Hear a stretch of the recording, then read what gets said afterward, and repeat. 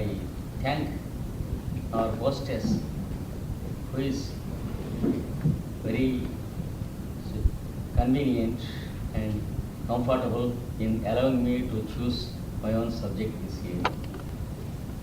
I know our hostess since 1972 and always it is a pleasure to visit this place and see her once again. Because every time her presence makes some new beginning in the turn of events. It is because whenever I am about to leave Belgium for France and Switzerland, I will come and see our hostess in this place that has become a habit with me. And this time also it is happening like that. And today I am permitted to speak mainly about meditation. And generally the term is used in many aspects and many shades of meaning. Since the time of the advent of yoga to the West, the term meditation has gained much importance.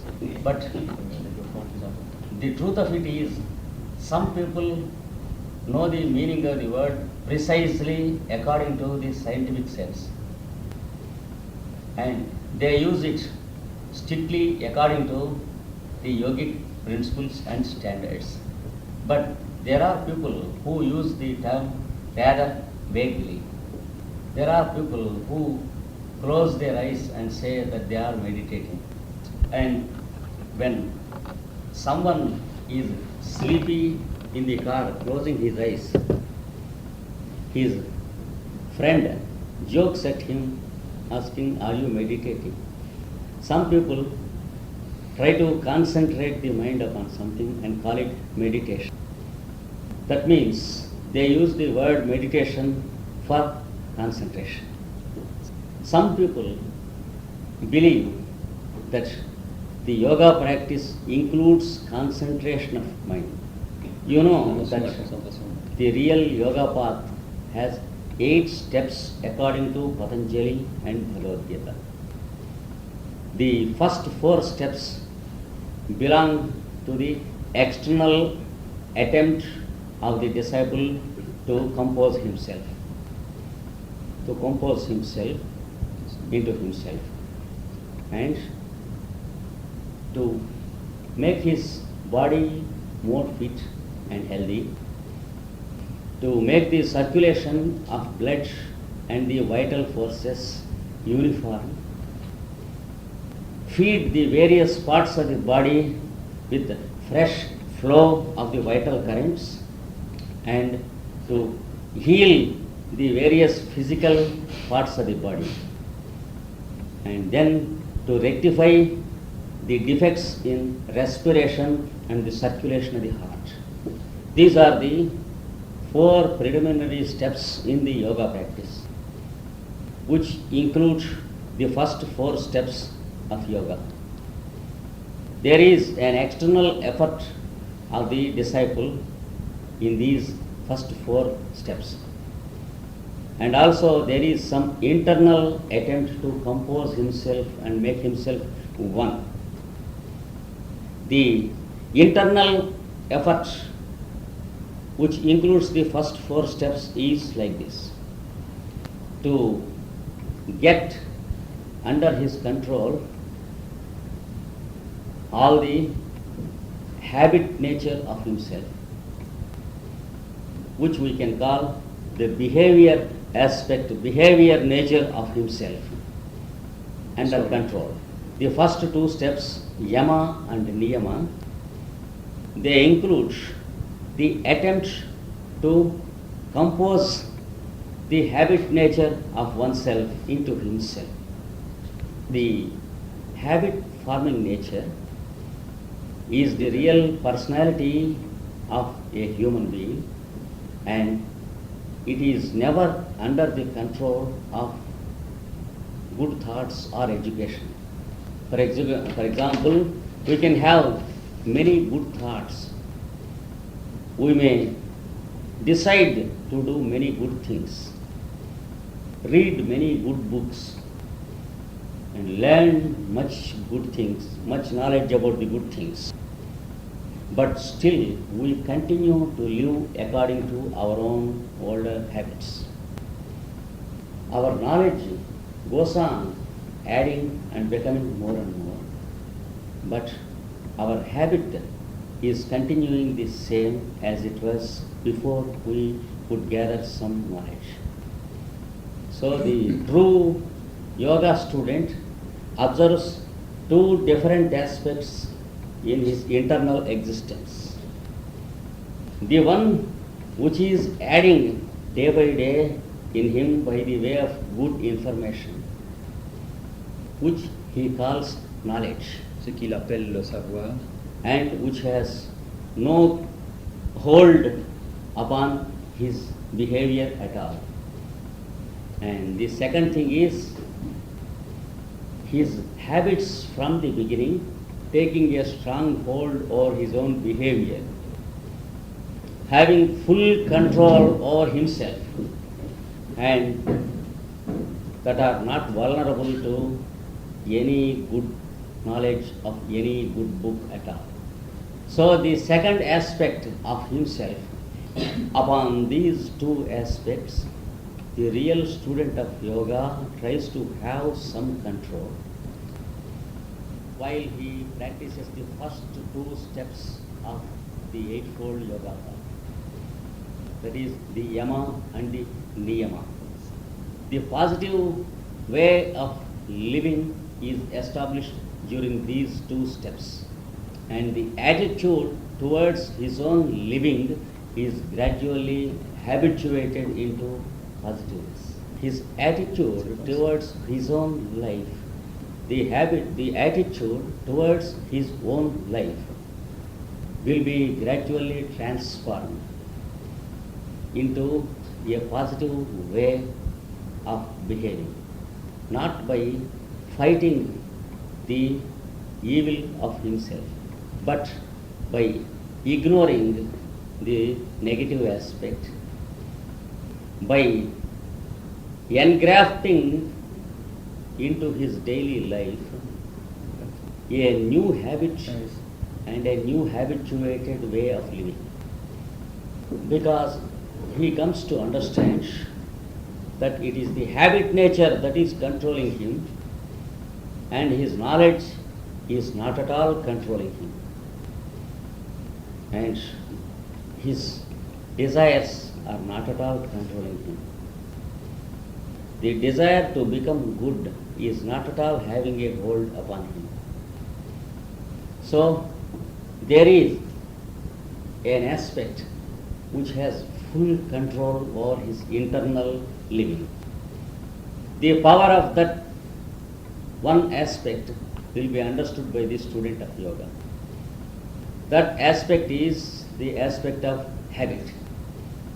He understands how powerful habit is upon the human psychology, how rationalism and logic are not at all powerful to have any control over him.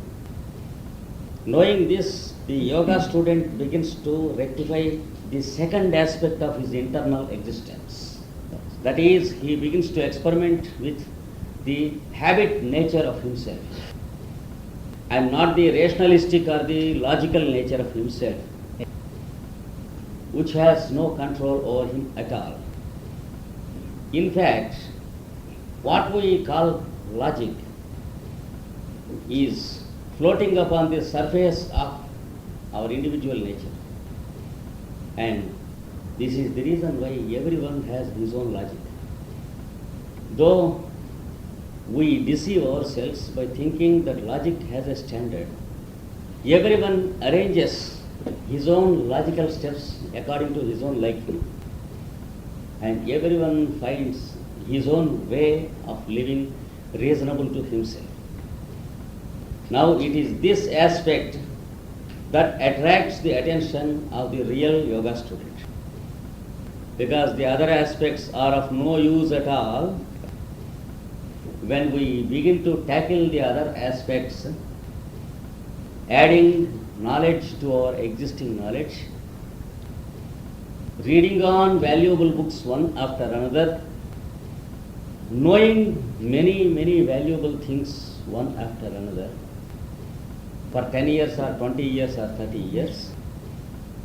The subjects will be increasing in our logical counterpart of the mind, and there is no expansion of our consciousness at all, neither there will be a transformation from the present to a better stage. We remain what we were 30 years ago, even though we read the 4 Gospels and understand them completely, the Bhagavad Gita completely, and the teachings of Buddha and Confucius completely. We will be learning and discussing and knowing, but we will remain as we were, because que nous étions avant. our habit nature is not touched at all by this approach. It is this habit nature that is to be transformed.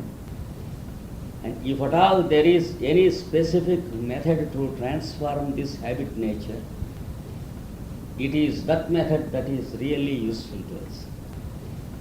During these first 2 steps of the Eightfold Yoga path, that habit forming nature is touched for the first time by the student. He will be forced to form certain habits which were not there previously. And habit formation is not always according to our liking and our convenience. Whether we like it or not, we have to make a habit if we want to practice yoga. We should select a place and a time in our daily routine and present ourselves at that time, at that place regularly. Exact to the minute you have to maintain the time and the place. And while doing so, you will face a lot of tension in your daily routine, because you have to steal some time from your busy routine and arrange every other thing to present yourself according to the program. It's not a program of one day, but a lifelong program. So your mind struggles to get adjusted. As long as your mind has the struggle to adjust to a program, it means you have not entered the real spirit of yoga practice. Only when you feel the happiness of keeping the time, only after you have released all the tension of your mind to keep to the program, only when you could secure the ease and comfort of making yourself present to the program, then only your program can be called yoga practice of the second step. Otherwise, when a student is struggling hard to keep timings of yoga practice, that practice cannot be called yoga practice at all. Because yoga, first of all, indicates a relaxation of your mind. Some people think that they have to concentrate their mind, but it is the opposite you have to do when you are to practice real yoga. An attempt to concentrate the mind makes you nervous and restless. When you concentrate your mind to study a book, the result is you are fatigued after studying a few pages. When you try to concentrate your mind upon the teaching of a lesson, the result is the mind refuses to work after some time to attend and receive the class. This is the result of what we call concentration. Many people wrongly understood that concentration is meditation. you can better understand meditation when I say that meditation is the opposite of concentration. It is the relaxation of the conscious mind upon the background mind, which we call our higher existence. You have two minds in you, which you can always feel when you are a bit careful. The one is the lower mind and the other is the higher mind. When you close your eyes and begin to think of an idea, other ideas come to your mind, and the idea you wanted to concentrate upon will go away and slip away. And after a certain time, you will understand that your mind is entertained into ideas which are not intended by you. That shows you have intended to think something, you are thinking something. That means there are two people in you. The one intends to think something, the second begins to think some other thing. And after some time, the first one understands that the second one is thinking, and then the first one pushes the second one aside and tries to think for himself. Again, after a few seconds, the second mind pushes the former mind aside and begins to think itself. Again, after 2 or 3 minutes, we will find the thoughts we are entertaining are not the thoughts we intended to. For example, if after going to India, if I want to make a recollection and a thinking of our hostess here, if I try to make a recollection of her face, then for a moment I can see her face in my mind, and then how she received me when I came here, how I entered into the hall, and how the hall is having so many pictures of yogis, and how I talked to my friend in this hall. And then I come to understand I wanted to think of only our hostess, but I began to think of this hall and the pictures and the lights and the pillars. We should clearly understand that we have two minds. The one wants to recollect our hostess, the other one wants to entertain into other thoughts not intended. Concentration is an attempt against this process. It is to try to bring the mind again to the intended thought or idea or form. It is impossible. When there are two persons in us, we can't bring concentration of mind because there is no one mind in us. It is easily understood that there are two minds. But when we carefully understand, there are hundreds and hundreds of minds working in our mind. So, in the Bhagavad Gita also it is said, it is impossible to concentrate the mind.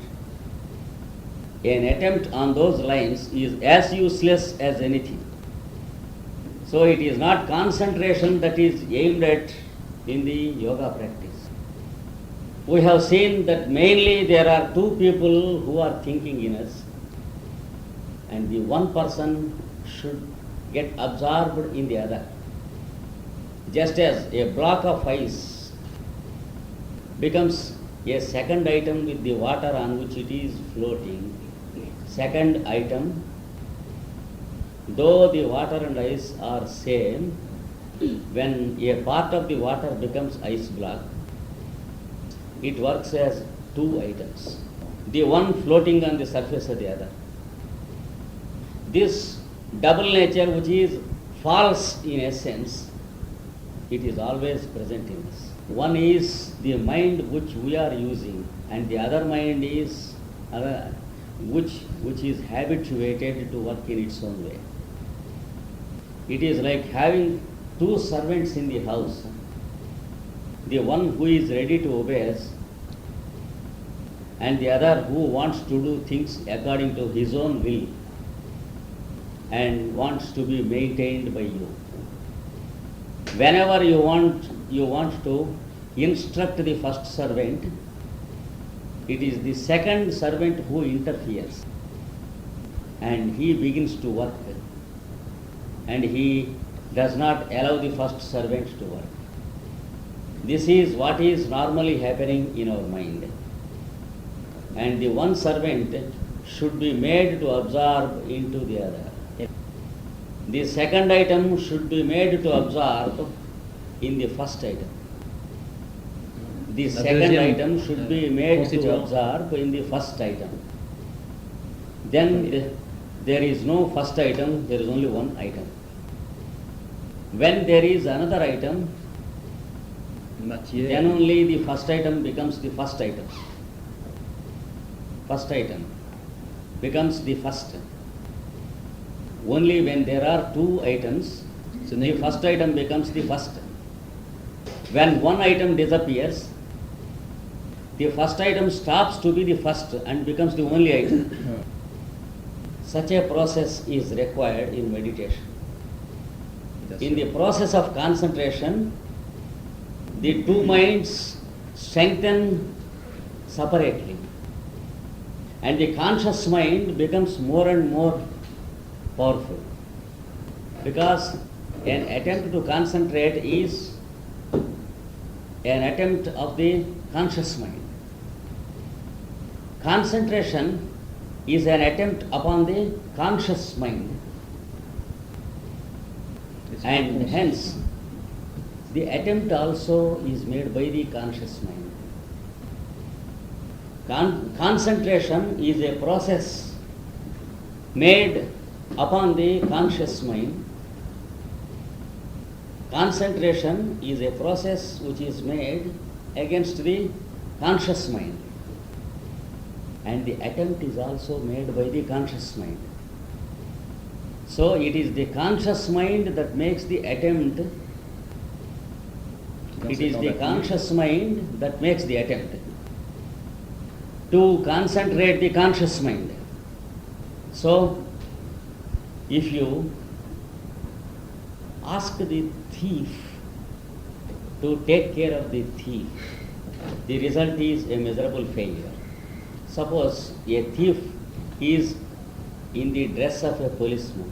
You will think that he is a policeman and call him and say, my purse was stolen by somebody, and you please take care of my purse and see who has taken it. Then the thief in the dress of a policeman smiles to you and says, yes, it is what happens when you try to concentrate your mind. Whenever you ask your conscious mind to get concentrated, it also repeats the same thing. The conscious mind repeats the same idea. When you ask him to concentrate, he will ask you to concentrate. If you close your eyes and say to yourself that I should not get other ideas, then the mind also begins to say, I should not get other ideas, I should not get other ideas. The result is always a failure and not a success. So, meditation is never concentration. See that the one mind merges into the other.